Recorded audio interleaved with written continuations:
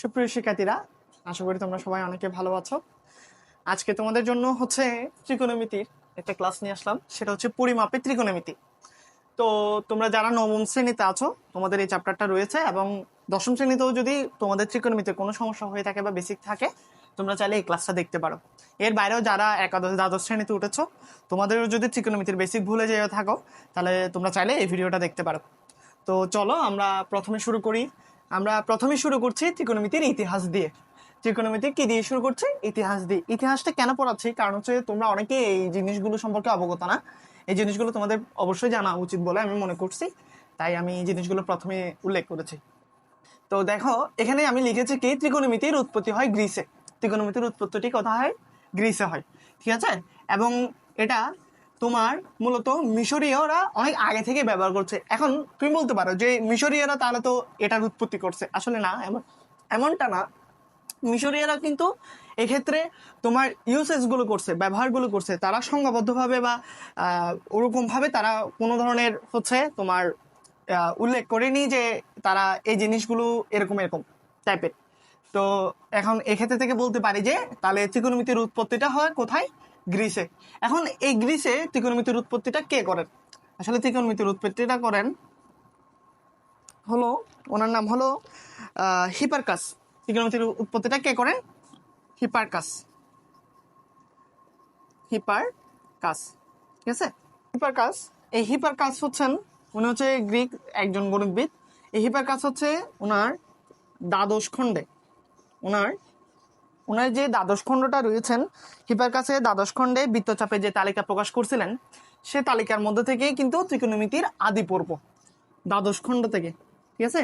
কোন খণ্ড? দ্বাদশ খণ্ড, বৃত্তচাপের বৃত্তচাপের যে তালিকা প্রকাশ করেছিলেন,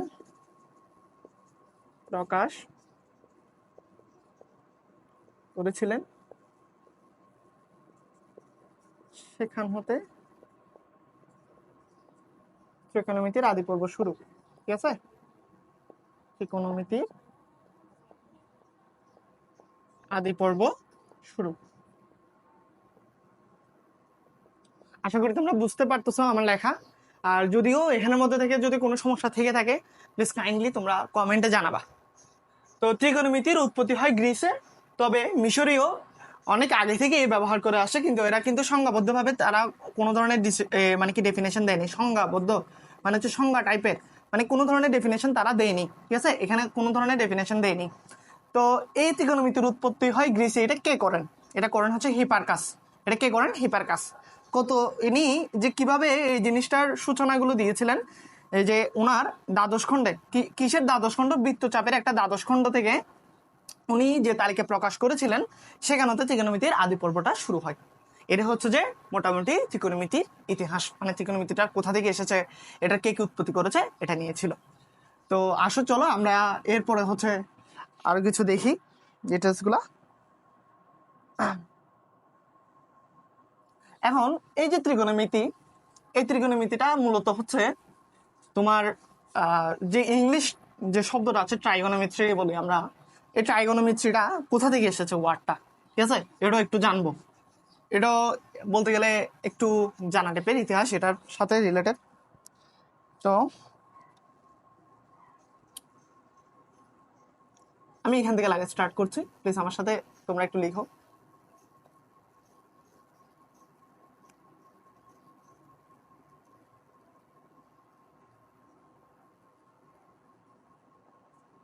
ট্রাইগোনোমেট্রি এসেছে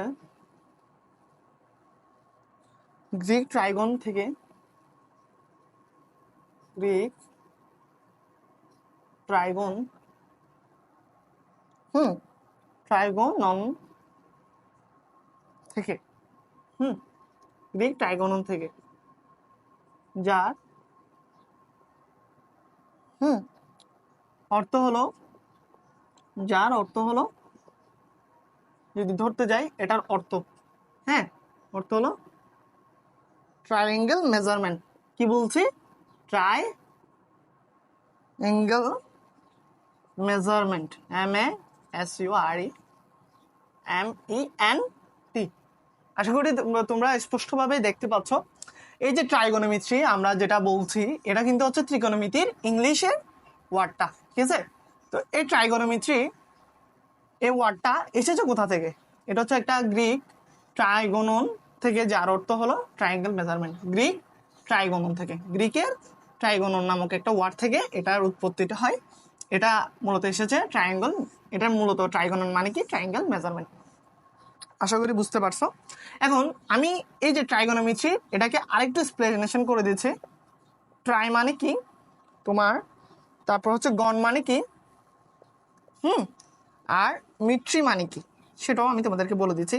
প্লিজ কাইন্ডলি আমার সাথে একটু নোট করো। তোমরা নোট করলে কি হবে, জিনিসগুলো হচ্ছে পরবর্তীতে তোমরা যখন ভুলে যাবা, হ্যাঁ, তোমরা এই জিনিসগুলো যখন নোটগুলো আবার একটু করে ভিডিওর সাথে সাথে দেখবা, তোমাদের জিনিসগুলো হচ্ছে মাথায় চলে আসবে যে কোনটা কি ছিল, কোথা থেকে কি এসেছে, আমরা যে এটা বলছি এটা মূলত কি।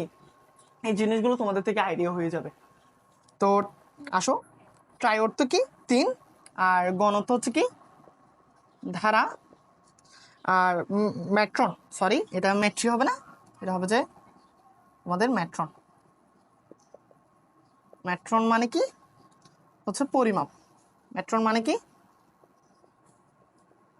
পরিমাপ, ঠিক আছে? তো ট্রাই অর্থ কি? 3, আর গণ অর্থ কি? ধারা, আর ম্যাট্রন মানে কি? পরিমাপ। আশা করি বুঝছো তোমরা।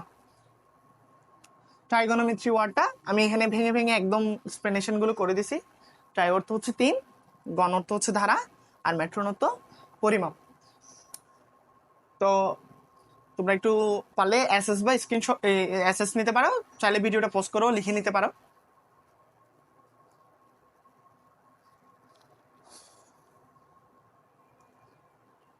আশা করি তোমরা লিখে নিয়েছো। চলো আমরা পরের টার্মটাতে যাই। হ্যাঁ, পরের টার্মটা হচ্ছে বাংলায় ত্রিকোণমিতি অর্থ হচ্ছে, যদি একটু করে বলি, সেটা হচ্ছে ত্রিভুজ সংক্রান্ত পরিমাপ। এই ত্রিকোণমিতিটার অধিকাংশ জিনিস ত্রিভুজের উপর ডিপেন্ড করা আছে। তোমরা যদি একাডেমিক্যালি ম্যাথ করতে যাও, দেখবা যে অধিকাংশ ম্যাথ মানে তোমার একটা ত্রিভুজ দিচ্ছে, ওই ত্রিভুজটা থেকে হচ্ছে পরিমাপ করতে দিচ্ছে।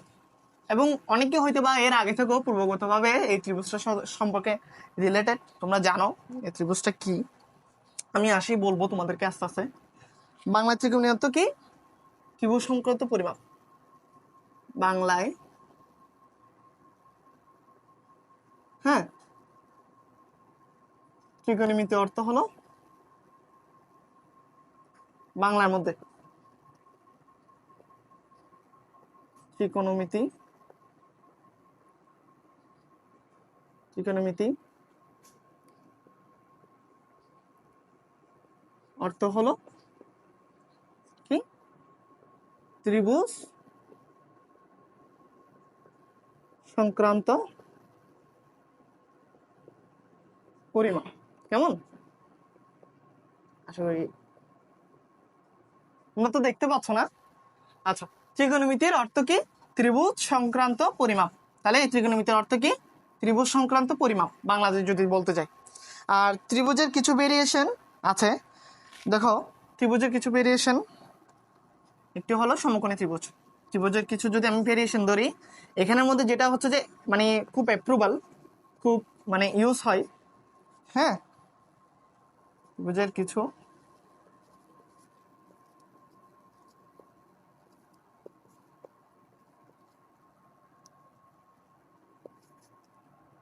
ভেরিয়েশনে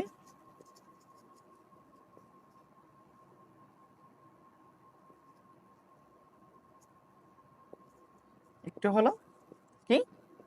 সমকোণী, সমকোণী ত্রিভুজ। কেমন? আমি এটা একদম বাক্স করে দিলাম যাতে তোমাদের বুঝতে সুবিধা হয়। ত্রিভুজের একটা যদি ধরি, ত্রিকোণমিতির অর্থ হলো ত্রিভুজ সংক্রান্ত পরিমাপ। ত্রিভুজের কিছু ভেরিয়েশনে একটি হলো কি? সমকোণী ত্রিভুজ। কেমন? লিখেছ না আশা করি? ওকে, তাহলে আমি মুছে দিচ্ছি।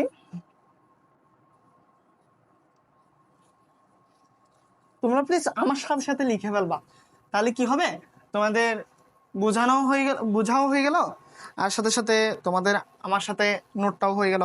আসো এবার হচ্ছে আমরা এই যে সমকোণী ত্রিভুজটা আমি তোমাদেরকে বলেছি না, হয়তোবা এই ত্রিভুজটা সম্পর্কে অনেকে জানো, আবার হয়তোবা অনেকে নাও জেনেও থাকো। তো জিনিসটা আমি তোমাদেরকে একটু বুঝাই বা জানাই। এই সমকোণী ত্রিভুজটা দেখতে কিরকম। সমকোণী ত্রিভুজটা হচ্ছে দেখতে এই যে এরকম। আশা করি দেখতে পাচ্ছ সবাই। হুম। আচ্ছা, সমকোণী ত্রিভুজটা দেখতে কিরকম, এই টাইপের। এখন এই সমকোণী ত্রিভুজটার মধ্যে এখানে একটা সমকোণ থাকে, ঠিক আছে। আর চলো আমি এটাকে আইডেন্টিফাই করি। এটাকে এ বলে, এটাকে বি বলে, এটাকে সি বলে, ঠিক আছে। এখন এই এটা বিবাহ যেটা আছে সেটাকে বলা হয় কি, লম্ব। লম্ব কেন বলা হয় আমি তোমাকে বলছি। দেখো, এটা তোমার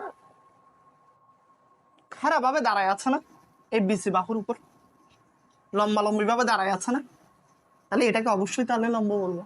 আর বিসি বাহুটা কিসের সাথে আছে, যদি জাস্ট লাইক অফ ধরি এটা এরকম আছে, নেই এরকম, তার মানে আমরা ভূমির সাথে সেটাকে মানে কি কম্পেয়ার করতে পারতেছি না। তাহলে ভূমির সাথে যদি কম্পেয়ার করতে পারি তাহলে এটাকে ভূমি বলা যায় না, তাহলে এটাকে কি বলবা, এটাকে বলবা কি, ভূমি। কেমন, এটাকে কি বলবা, ভূমি। আর এসি বাহুটা যেটা আছে সেটা হচ্ছে অতিভুজ, সেটাকে কি বলা হয়, অতিভুজ। আশা করি তোমরা বুঝছো, ঠিক আছে। অনেকে চাইলে এই জিনিসটা এখানে না লিখে, মানে চিত্রটা সৌন্দর্য যদি বজায় রাখতে চাও তোমরা এভাবেও লিখতে পারো। এই যে এ বি সমান হচ্ছে লম্ব, কেমন, তারপর হচ্ছে বিসি সমান হচ্ছে ভূমি, এবং এসি সমান হচ্ছে কি, অতিভুজ। আর এটাকে কি ত্রিভুজ বলা হয়, চিত্র যদি বলি এটাকে বলা হয় সমকোণী ত্রিভুজ। এটাকে কি বলা হয়, সমকোণী ত্রিভুজ। এবং এখানে যে একটা কোণ দেখতে পাচ্ছ এটাকে কত ডিগ্রি অ্যাঙ্গেলে থাকে জানো, এটা 90 ডিগ্রি অ্যাঙ্গেলে থাকে। এই 90 ডিগ্রি অ্যাঙ্গেলে থাকে বিদায় এটাকে বলা হয় সমকোণ। 90 ডিগ্রি অ্যাঙ্গেলে যখন থাকবে তাকে কি বলা হবে, সমকোণ বলা হবে। কেমন, 90 ডিগ্রি অ্যাঙ্গেলে যখন থাকবে তাকে কি বলা হবে, সমকোণ বলা হবে। এই হচ্ছে সমকোণী ত্রিভুজের বেসিক, মানে সমকোণী ত্রিভুজের যদি বলতে যাই সমকোণী ত্রিভুজটা দেখতে কিরকম এই টাইপের হয়ে থাকে। আরেকটা জিনিস, এখানের মধ্যে আরো দুইটা কোণ কিন্তু বাদ গেছে, ঠিক আছে। এ কোণ এবং সি কোণ, বি কোণে না আসলো, বি কোণে না তোমাকে 90 ডিগ্রি সমকোণ বললাম। এই যে এ কোণও কিন্তু কোণ আছে, যেটাকে আমরা থিটা আলফা বিটা তুমি যেটা দিয়ে প্রকাশ করো না কেন সেটা বলতে পারো। আর একটা জিনিস খেয়াল করতে পারো, তোমরা বলতে পারো যে তোমরা পড়ে আসো ত্রিভুজের 3 কোণের সমষ্টি কত, ত্রিভুজের 3 কোণের সমষ্টি কত, 180 ডিগ্রি না, ত্রিভুজের 3 কোণের সমষ্টি তো 180 ডিগ্রি, ঠিক আছে।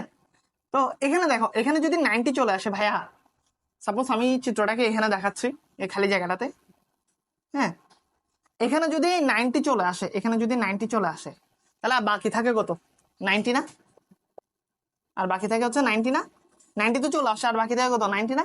এই 90টা কোথা থেকে আসবে, এই 90টা আসবে এই দুইটা কোণ থেকে, তাহলে এটা 45, এটা 45, তাহলে ইন ডিটেলস 180 ডিগ্রি এভাবে করে হচ্ছে এখানে মেজারমেন্ট হয়, ক্লিয়ার হয়, ঠিক আছে।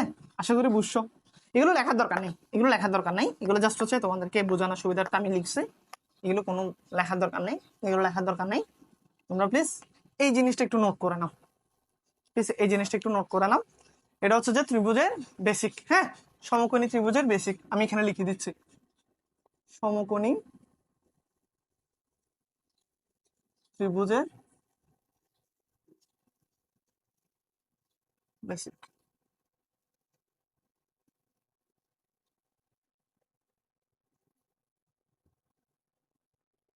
একটু লিখে নাও প্লিজ, আমি সরে গেলাম যাতে তোমরা ভালোভাবে জিনিসটা লিখে নিতে পারো, একটু লিখে নাও,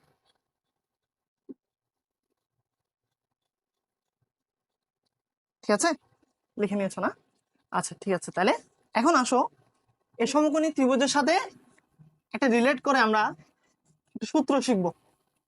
হয়তোবা এটা তোমরা ক্লাসে অনেকে পড়েছো, আবার অনেকে যারা ফাঁকি মেরেছো তারা হয়তোবা এই জিনিসটা স্কিপ করে আসছো, কিন্তু এটা কি খুব ইম্পর্ট্যান্ট একটা সূত্র। এই সমকোণী ত্রিভুজের উপর ডিপেন্ড করে একজন গণিতবিদ, ঠিক আছে? ওনার নাম কি? পিথাগোরাস। ওনার নাম কি? খুব মনে রাখবা। হুম, পিথাগোরাস। হুম, পিথাগোরাসের একটা সূত্র। সেটা কি? সেটা হলো, এই যে কতক্ষণ আগে আমরা অতিভুজ শিখছি না, এই যে অতিভুজ থাকবে, অতিভুজ স্কয়ার সমান লম্ব স্কয়ার যোগ ভূমি স্কয়ার, ঠিক আছে? আমি এখানে চিত্রটা আঁকছি।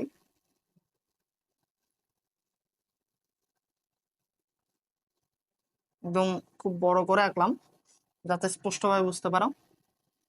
তো মনে হলে ভালো হতো।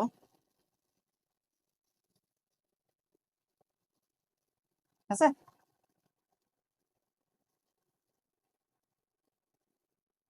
এখানে 90 ডিগ্রিটা, ঠিক আছে? আর আমি ভূমি ধরলাম এটা, তার জন্য এখানে থিটা কোণটা দিলাম। থিটা কোণ যেদিকে থাকবে সেদিকটা হচ্ছে ভূমি থাকবে। থিটা কোণ যেদিকে থাকবে সেদিকটা কি থাকবে? ভূমি থাকবে, মাথায় রাখবা, ঠিক আছে? থিটা কোণ যেদিকে থাকবে সেদিকে কি থাকবে? ভূমি থাকবে। তো এখন আমি যদি এখানে আইডেন্টিফাই করে দিই এটা এ, এটা বি, এটা সি, তাহলে আমার থেকে আর লিখে দিতে হবে? আচ্ছা, তাও লিখে দিই তোমাদের সুবিধার্থে, তোমরা যাতে বুঝতে পারো। এটা লম্ব, এটা হচ্ছে ভূমি, আর এটা হচ্ছে কি? অতিভুজ বাহু, ঠিক আছে? ঠিক আছে, এটা হচ্ছে লম্ব বাহু, এটা হচ্ছে ভূমি বাহু, এটা হচ্ছে অতিভুজ বাহু। তো এখানে আমি এই সূত্রটা কিন্তু কি কার সূত্র?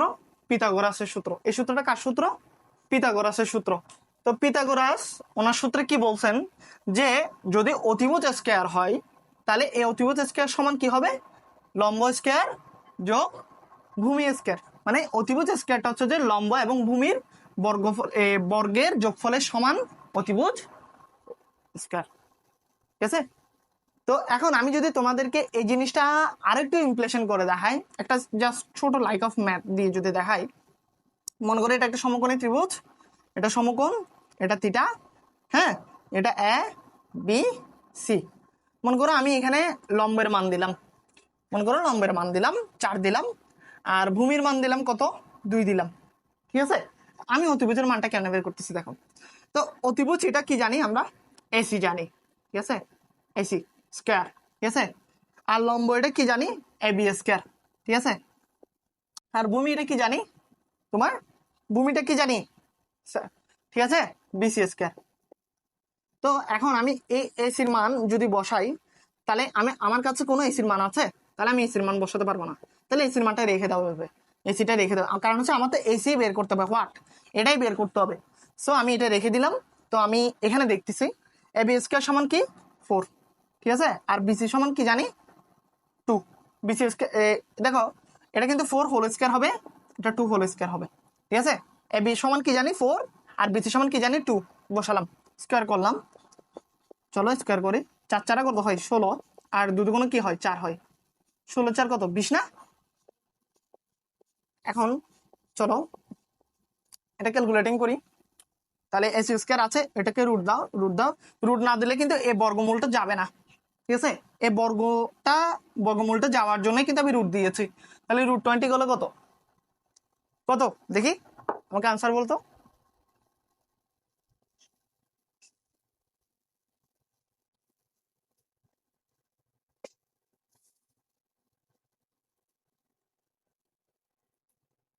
পেরেছো? কি করতে পেরেছো? √5 ক্যালকুলেট করবা, ক্যালকুলেটারে এটা বসাবা, ক্যালকুলেটারে বসালে 2√5 আনসার চলে আসবে। এটা কি আনসার? কেমন? এখন তাহলে তোমাদের থেকে বুঝতে ইজি হচ্ছে না? হ্যাঁ, তোমরা একটু নোট করে নাও জিনিসটা, ঠিক আছে? পিথাগোরাসের সূত্র আমি দিয়েছি এবং সাথে কি পিথাগোরাসের আমি তোমাদেরকে যে ত্রিভুজটা আছে সেটাও করিয়ে দিয়েছি যাতে তোমরা ইজিলি বুঝতে পারো যে এখানে লম্ব কোনটা, অতিভুজ কোনটা, ভূমি কোনটা, এবং সাথে একটা ম্যাথও দিয়েছি। হ্যাঁ, এই ম্যাথটা কিন্তু প্রশ্ন কিন্তু এখানে, ম্যাথের প্রশ্ন কিন্তু এখানে, ঠিক আছে? তো আশা রাখি যে তোমরা এই জিনিসটা খুব ইজিলি বুঝছো, কোনো সমস্যা নেই। এবং তোমাদের এখানে আমি কিন্তু ম্যাথ দিয়েও বুঝাই দিছি এজন্য যাতে তোমরা এই জিনিসটা খুব ইজিলি ধরতে পারো যে অতিভুজ কোনটা, লম্ব কোনটা, ভূমি কোনটা। আশা করি এর আগের যেটা থিম পড়াইছি, যে মানে যে তোমাদেরকে টপিক পড়াইছে ওই টপিকের মধ্যে থেকে তোমাদের ক্লিয়ার হয়েছে। কিন্তু এখানে আমি এই জিনিসটা আরো বেশি এক্সপ্লেনেশন করছি অতিভুজ ও লম্ব ভূমি সূত্র দিয়ে, সাথে একটা ম্যাথ দিয়ে। কারণ হচ্ছে যে এই জিনিসটা কিন্তু খুব বেশি ইম্পর্টেন্ট, এই সূত্রটা খুব বেশি ইম্পর্টেন্ট। অতিভুজ স্কয়ার সমান লম্ব স্কয়ার যোগ ভূমি স্কয়ার।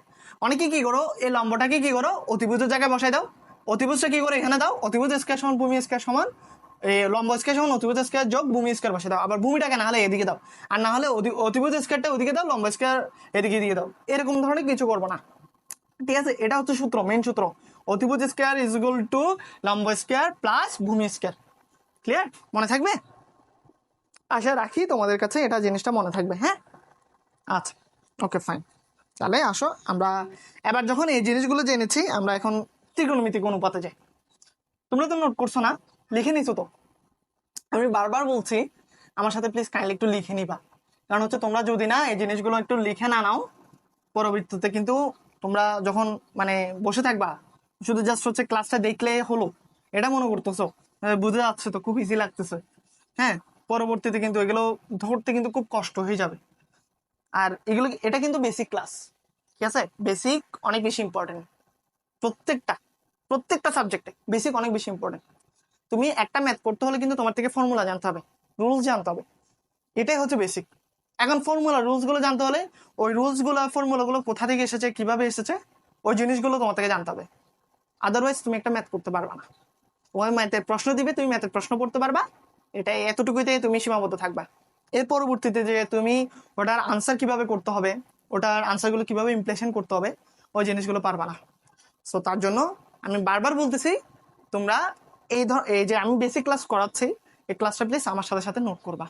আর এরপরও যদি কোনো ধরনের কোনো সমস্যা থাকে, আমাদের ডিসকাশন গ্রুপ বা আমাদের যে হচ্ছে ভিডিওটার নিচে তোমরা কমেন্ট করতে পারো যে কোন ধরনের কোনো সমস্যা থাকলে আমরা ওটার মধ্যে ক্লিয়ার আপ করাই দিব।